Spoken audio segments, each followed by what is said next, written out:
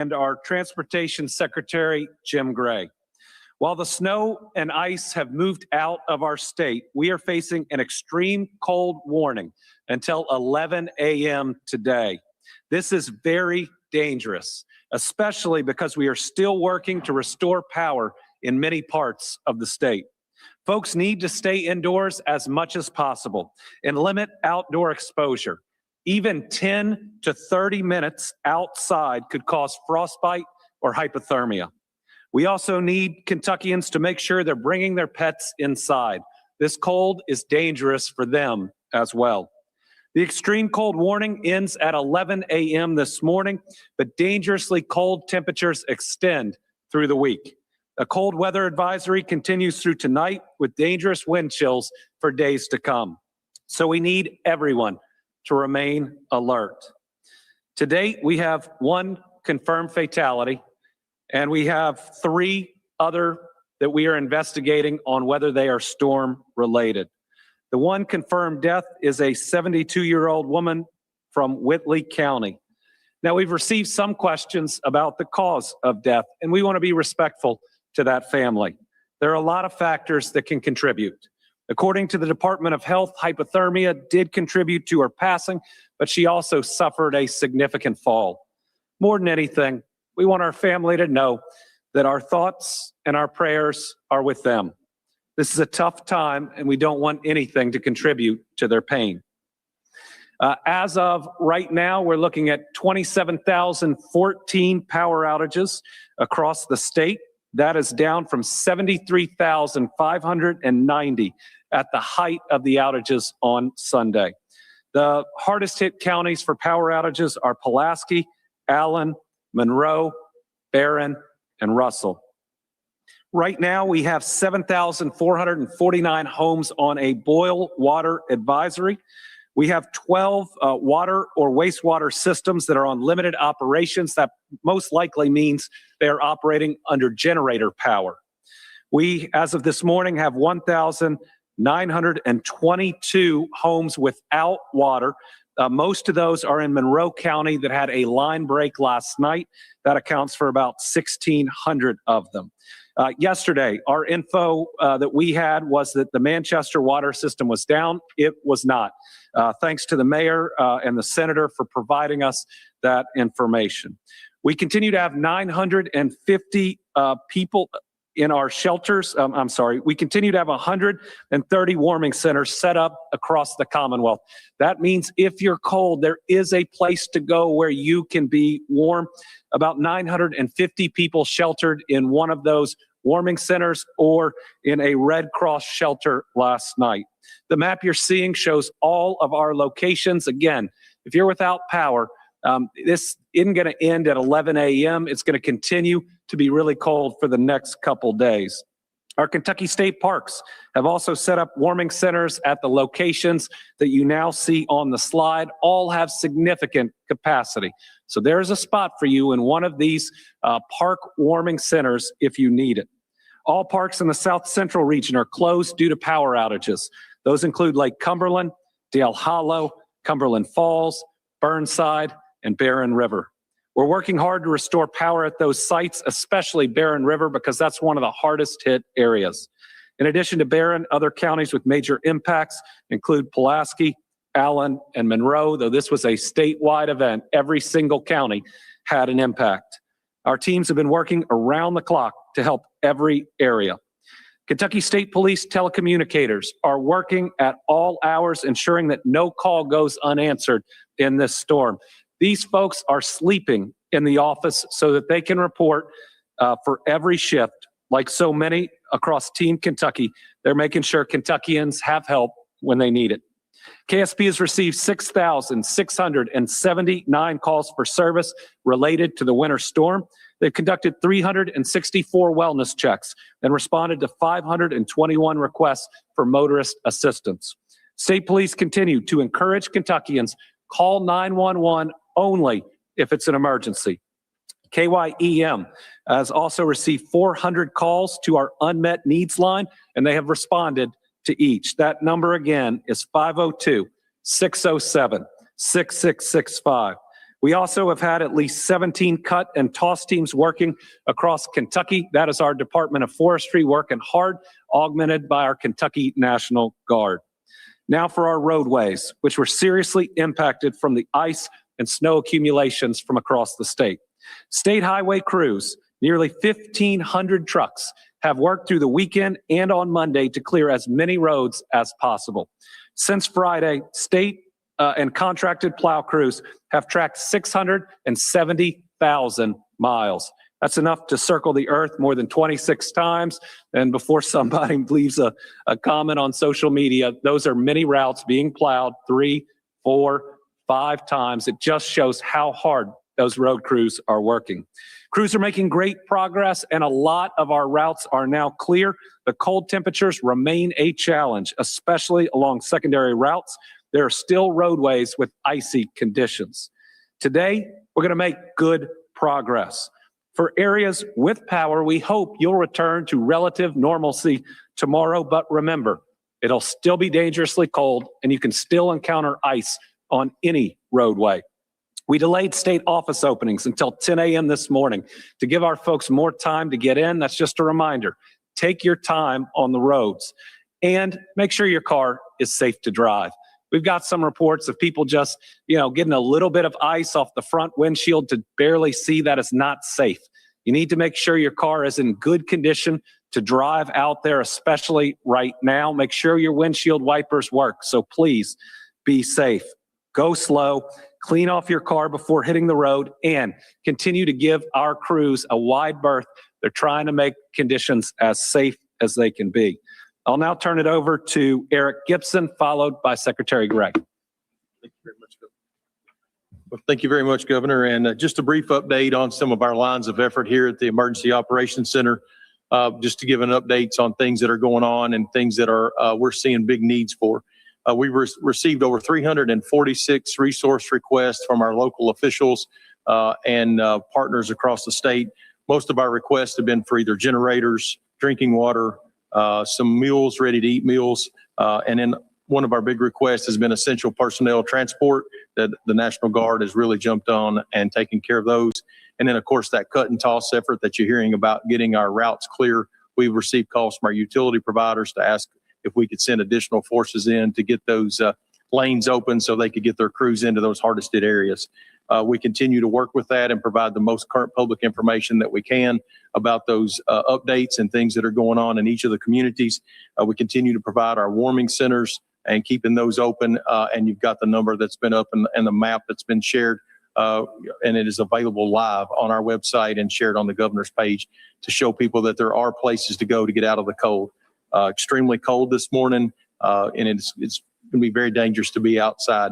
We've also heard from some people that have talked about having children maybe getting out on some ice. Just remember that ice can be dangerous. If that ice is still thin, it's not been frozen over long enough to be safe to be out on top of that. And we heard some talks about that from some of our officials out in the counties, just saying, could we please remind people to be safe on any kind of frozen ponds or water? And we just like to put those safety reminders out to you all, just to really keep an eye on those things that could save someone's life, of course. We want to thank our partners at the Red Cross and all of our local officials and our community shelters. Those have been a lot of our faith-based partners as well. And it shouldn't go unnoted that we really appreciate the lines of effort that they put forward, opening these shelters and making sure that there are a place for people to go in each of these communities. And we could not do it alone, and we're not doing it alone. The Red Cross is a good partner, but so many others in those communities are doing their part as well, and we thank them for that. We've taken a lot of calls here at the number that we've been sharing every day, the 502-607-6665, and I think we're meeting the needs of those people that are calling. We're prioritizing those calls, of course, and getting those sent out to the right partner agency to take that as we coordinate that response. We continue to focus on power restoration. We continue to focus on making sure that the transportation routes are clear, the utilities are restored, and then continuing to meet needs such as drinking water shortages and any kind of issues that may come up. We know that there are a lot of people out there working in this brutal cold, working on behalf of restoring the power or clearing the roads. And we just, we know that they're cold and they're out there surviving these temperatures. And we just want to say thank you for the effort that's going into it. And we stand by here at the EOC to support any resource requests that come in. We've talked to a lot of local officials. A lot of our elected officials are reaching out and asking us for things, and we're doing our very best to accommodate those and get the help that they need. So again, our number, if you have an unmet need, is 502-607-6665. And we really appreciate the work that's going on across the Commonwealth and especially in our hardest hit areas. Thank you very much, and I'll turn it over to Secretary Gray. Thanks, Eric.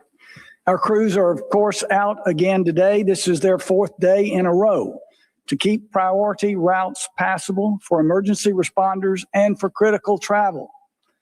As the governor said, crews and contractors have driven 1,500 trucks, 670,000 miles through Monday.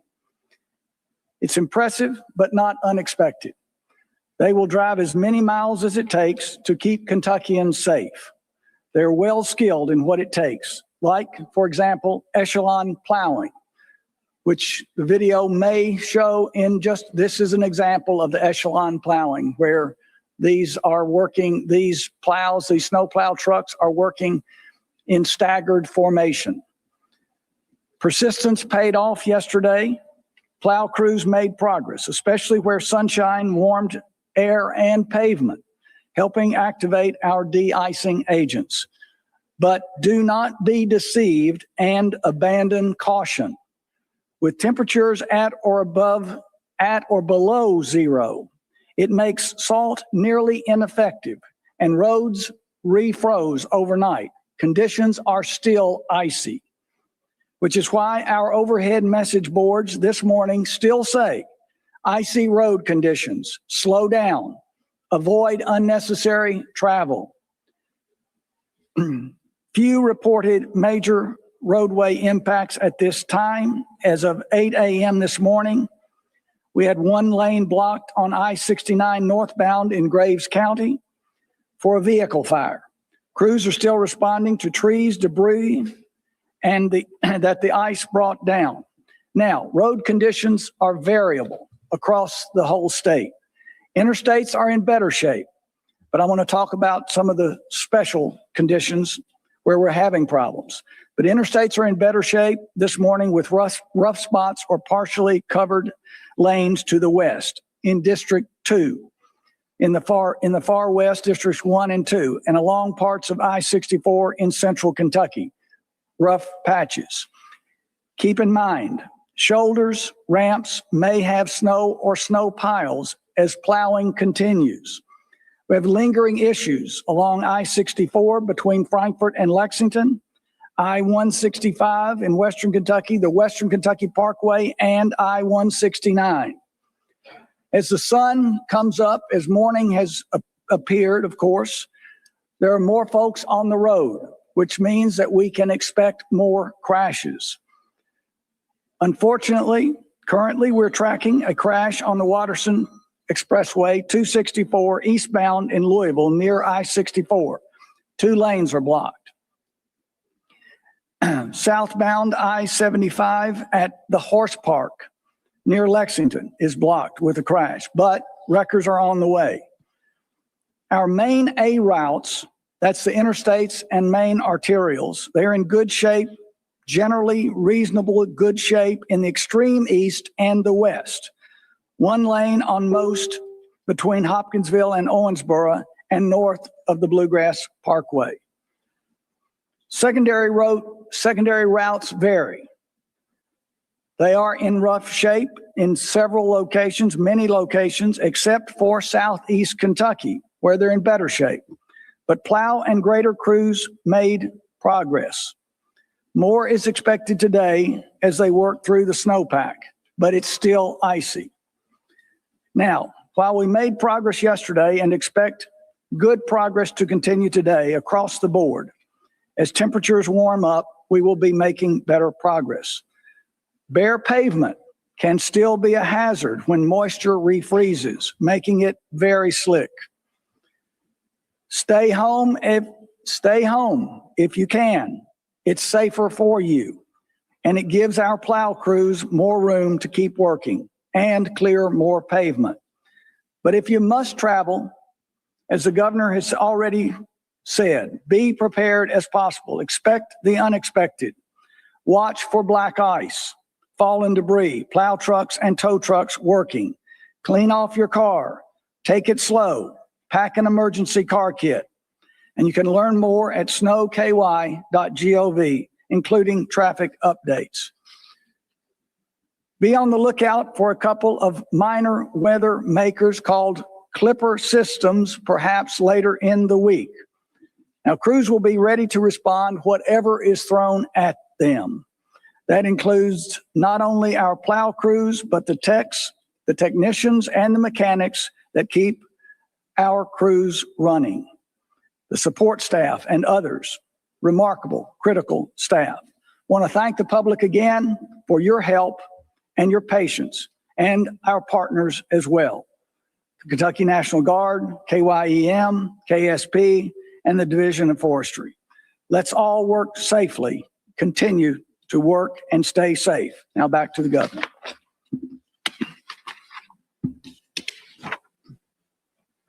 Considering all that we've been through, we've made some significant progress over the last couple days. Given the amount of snow in the north and ice in the south and the southeast, pleased with how hard everyone has worked to get us to where we are at the moment. But to do that took preparation. It was pre-treating roadways, preparing equipment, and coordinating with partner agencies before this event occurred. So thank you again to the National Weather Service, to all of our meteorologists, to everybody who gave us advanced warning that helped us to be prepared. It allowed us to designate warming centers all over Kentucky so those 900 plus people had a warm place to stay last night. It let us pre-position water, coordinate with the National Guard and other state agencies. It allowed me enough information to sign a state of emergency and activate the price gouging laws, as well as give the president enough information to approve an emergency disaster declaration, which has helped us through this process. I want to thank the Transportation Cabinet, Kentucky Emergency Management, our National Guard. I want to thank FEMA for all of the calls and support that they have helped us with, as well as Kentuckians for taking this seriously. When we look back over the last 6 years, on average, we have more than 2 weather disasters every year. That's hard to believe, but at this point, we know we have to take everyone seriously and that we should all have an emergency kit in our home and in our cars just based on what we face. A couple of tips as we get through today, and for many of you, hopefully return to normalcy tomorrow. If traveling, clean off your cars, go slow. If you're without power, go to a warming center. Make sure to keep your phone charged. Make sure you have a weather safety kit ready. Keep your pets indoors. Don't go outside for an extended period of time. If you use a generator more than 20 feet away from your home, make sure you have proper ventilation. Check on your neighbors. Conserve energy if you do have power, and make sure that you're careful with your kids as they're outside, both with the cold and the other conditions. And I want to remind everyone again, because I think we're investigating one potential death on this, take your time when you're shoveling this snow. I think a lot of people are itching to get out and to do something. It's heavier because of the ice. I remember last year we lost, I think it was 7 people due to falls outside or hypothermia, and 6 related to shoveling incidents. We don't want to lose Kentuckians that have made it through this storm to heart attacks or other conditions while shoveling. So just please be safe. Avoid calling 911 unless it's an emergency. If it's an emergency, call 911. And remember, our unmet needs line is 502-607-6665. Finally, remember there's an extreme cold weather warning until 11 a.m., but it's still going to be cold enough to get frostbite after that throughout much of the day and much of the week to come. Everybody be safe. We're getting through this. We're getting through it together. And we've got over 1,000 plus utility trucks that are out there trying to get power up and running. We're now under 27,000 power outages, which I can see up on a screen. So they are working line by line by line to get people up and with power. We have 3 journalists on the line. We'll start with Stan from WEKU. Thank you, Governor. A lot of the power outages look like they're in the same area that was hit by the tornado that came through South Central Kentucky last year. Is there any information about how that previous storm may have helped cause problems during this ice storm, and what's being done in particular to help those in that area? Yeah, so I don't have any information that impacts of the tornadoes caused the situation to be worse. I guess that's possible. But when you look, I think they got 0.8 inches of ice. That is just a huge amount of ice. And that weighs down just about any power line, that weighs down just about any tree limb. 0.8 inches of ice is going to cause a massive power outage like we're seeing. And so it was just significant in and of itself. We have surged resources to the area. We've got more utility trucks there than in any other place. I just got an update from the local power companies, transmission line companies that are there. They have all of their people working, all hands on deck, and in each area, in between 150 and 200 extra linemen that have come in. We have more guard in that area than anywhere else, making sure that people are okay and working with our cut and toss teams to make sure that it's not down limbs or trees. We've got more of our forestry group that we surged there after their own areas have been taken care of. So we're doing everything we can in coordination with the judges and emergency managers in the district. The challenge is 0.8 inches of ice is just a massive hit to the power grid. But we're working hard. There's no red up on the map. If you look at it, there's no orange. We're now down to yellow in those counties, if not a little bit blue, which means progress is being made. Today, with the conditions being better, probably after 11 a.m., once that extreme cold weather warning dissipates, I think our crews are going to be able to get out there and do even more. All right, Tom Latek, Kentucky Today. Thank you, Governor, and gentlemen, good morning to all of you. How many National Guard troops do we have activated now, and what are some of their tasks? We've had a couple thousand guard at the ready throughout this winter storm. We're probably going to take that down to about 1,000, which is more than we've had on hand for just about any other event. This was drill weekend, so we just had significant additional access. The Guard has been doing a number of different tasks. They have been doing wellness checks. They have been transporting key personnel. Let's think about folks to hospitals. They've helped with an evacuation of hotels in the London area, and so they are on call, ready for any mission that comes up. One that they've done in the past that we want to make sure that we still have enough people through today to do is if an interstate gets backed up, the Guard with their vehicles is very good at getting there, checking on people, making sure everyone's okay through it. We appreciate our Guard and their service. Karen Zard, WUKY. Thank you to all of you for the updates.